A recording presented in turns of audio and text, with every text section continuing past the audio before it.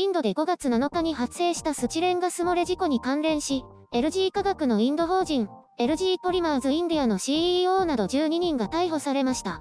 この12人のうち CEO と技術顧問が韓国人となります。事件は5月7日の早朝に LG ポリマーズのタンクから有毒のスチレンガスが漏出し、近隣住民15人が死亡し、500人以上が入院することとなりました。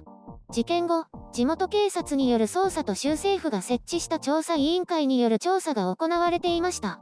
その結果、事故はタンクの設計不良、冷却システムの不備など機器の問題に加え、安全意識の低さ、リスクアセスメントへの対応不備、管理者の怠慢、スタッフの知識不足、スチレンの科学的性質に関する知識不足など、教育や安全意識への問題も指摘されています。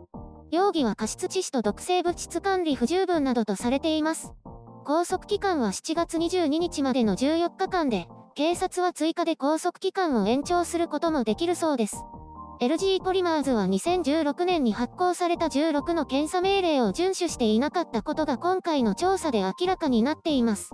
また、スタッフの対応が監視カメラに記録されていましたが、早期に適切な対応をしていれば事故を防ぐことができたと報告されています。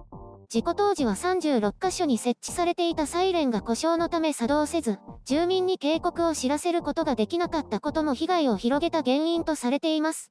この件に関して、インドの環境裁判所は LG に対して損害賠償供託金5億ルピー、約7億円の支払いを命じています。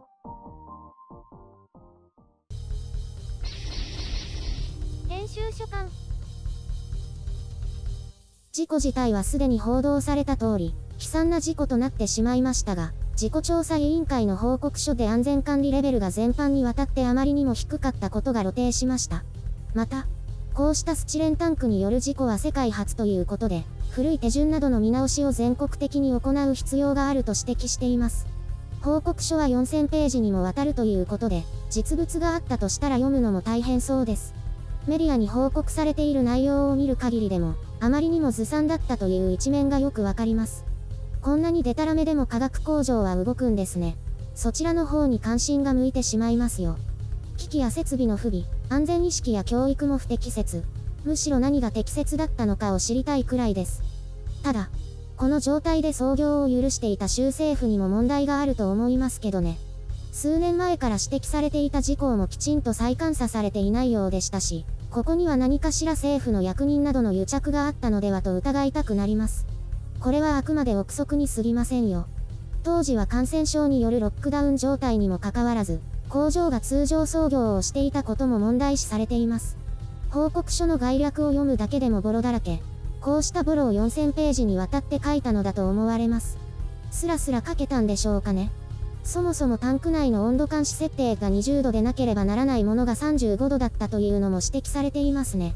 何をどう間違ったのか。それとも法令が変わって20度になったのにそのままだったのか。このあたりは分かりかねますが、このような安全意識レベルです。こういう事故が起こると、これは人災である、なんて言葉が飛び交うことがありますが、報告書を見る限り、これまで起きなかったのが不思議なくらいですね。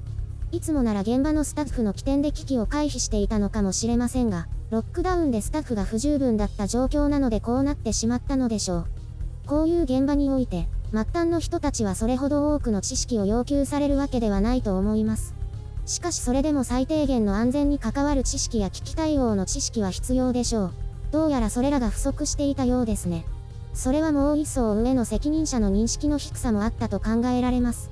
ひいては企業全体の安全に関する意識レベルが低すぎたということだと思います。工場が操業再開するには多くの障壁があるようですが、どうするんでしょうね。費用もかかりそうですし、撤退するのも多くの費用が発生するでしょうから、再稼働を目指すと思いますが、時間もお金もかかりそうです。今回の報道は7月7日のもので、他のチャンネルでもすでに報じられています。後発なので、いくつか正確に指摘しておきます。警察は当初殺人も視野に入れて捜査するとしていましたが、容疑は過失致死に関連するもので、殺人は含まれていません。また、国外逃亡を図ったこともありません。現地在住の韓国人2人と現地の従業員10人です。現地警察によって足止めされ出国できなかった8人は、連絡先の提出と裁判出頭、警察への協力を条件に6月下旬にすでに帰国が許されています。移転に関する話ですが、報道で確認できる範囲では、調査委員会が住宅地からもっと離れた場所への移転を推奨しているということです。住民から別途撤退要求などは上がっているかもしれませんが、最近の報道では確認できないですね。それと、損害賠償5億ルピー、約7億円としているところがありますが、これは損害賠償に充てるための供託金、預かり金であって、最終的な賠償請求額ではありません。LG に批判が集まっていますけれども、州政府やインド中央政府が野放しにしていたのも事実。国を挙げての徹底した安全制度の見直しも必要ですね。外資が維持している工場だからと甘くならず、徹底的な査察で未然に事故を防ぐのも政府の仕事だと思います。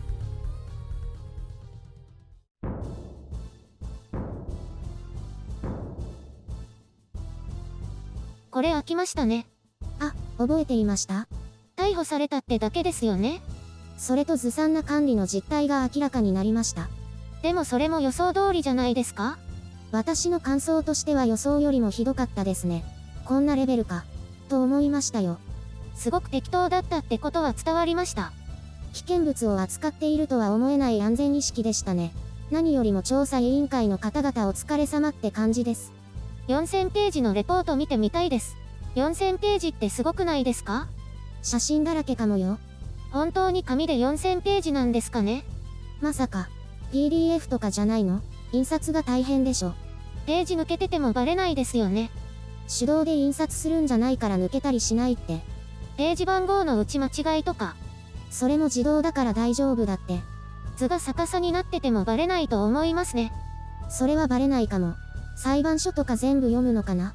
って、小学生みたいなツッコミいらないから。あ、そういえばインドではまた別のガス漏れ事故が起きたそうですよ。別の会社ですか？地元企業らしいですけどね。硫化水素が漏れて2人が亡くなったそうです。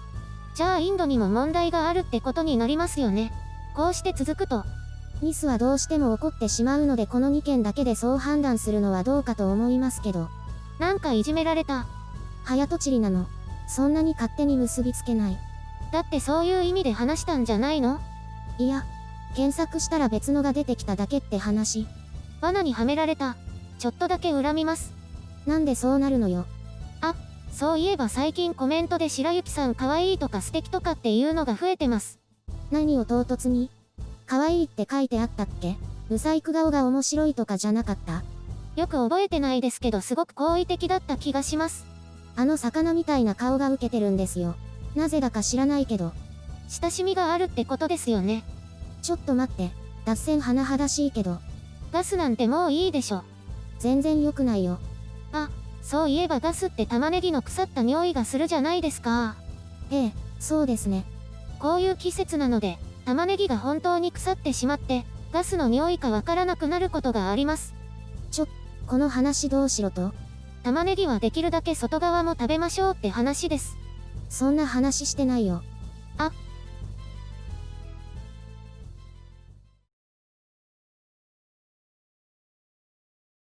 なんかめちゃくちゃにしてくれましたね。何が？さっきのコーナーですよ。久しぶりに暴れましたね。だってほら、話すことないから。私のミスでもあるはずだ。どこでどう間違ったか後で研究しよう。そういえば広告の話をしないんですか？あれどうでもいいんだけど。PC の人しか関係ないですが、この下の方に出る広告が PC だけあるんですよ。あれをこのチャンネルでは随分前に廃止しました。邪魔くさいから。それ言ったら広告全部邪魔くさいですよね。何それ？そのツッコミをしたくて振ったの？いや、今日は話すことないなぁと思って。ついでにスーパーチャットについて教えてください。私もよく知らないんだけど、おひねりみたいな制度らしいです。困ったちゃんさんがないの？って言うからつけてみました。このチャンネルだとプレミアの時にしかできないと思うけど。振っておいてあれなんですけど、私さっぱりわかりません。100円単位でコメントに色をつけられるっぽいです。いらないですよね。そう思う。色つけなくても全部読めるしね。でもこんなのあるんですね。なんかステッカー。日本風に言うとスタンプもあるみたいです。気持ち悪いキャラの、ですよね。そう、なんなんだろね。YouTube の考えてることはよくわかんないです。これ、あれですよ。地下アイドルとかがお金くれってやってるんですよ。それなんだろう。テレビで見たことある。変なファンが必死でお金払いまくるっていう。それはよくわかんないけど、すごく儲かるらしいです。白雪さんアカウント作るからプレミア来てよ。私その時間はカフェの経営で忙しいんです。カフェってゲームでしょ？まだやってんの？やってますよ。また今度手伝ってね。15分くらいだからプレミア来てよ。どうせ暇なんだから。ちょっと怖い。何を今更。ほら、多少キャラ違ってもいいから。こっそり覗きます。ダメ。最低限挨拶してね。そのうち、来なかったら電話かけまくってやる。おまわりさん、ストーカーです。